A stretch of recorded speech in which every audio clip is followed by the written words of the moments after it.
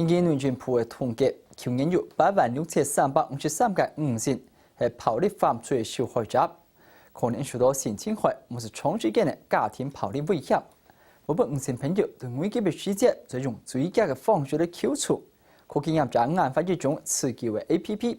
如果誤信遇到危險嘅時節，只要啟動，就啱先透過加種方式發出求救嘅信號，將危險降到最低。透過最新嘅手機來防訊，不誤信嘅想法很難安全。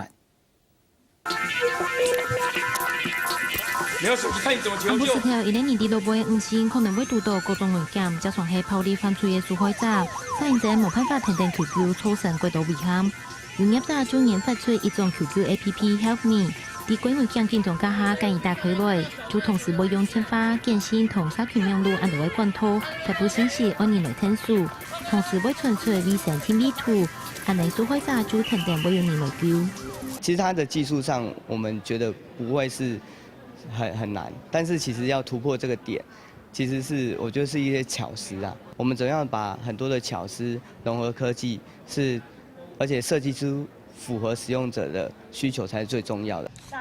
就內政部統計，頭一年會有237個誤信，做到描述本人窮、性侵害也係家庭暴力一條威脅。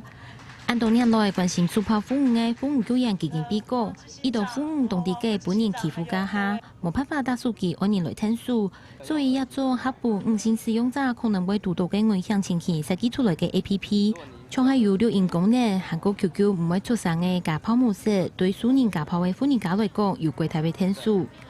反暴力的工作，它不只是專業人士的工作，其實你我都可以為這件事盡一份力量。科技人的正義行動，透過智慧手機 APP 軟體來達到這樣的一個效果。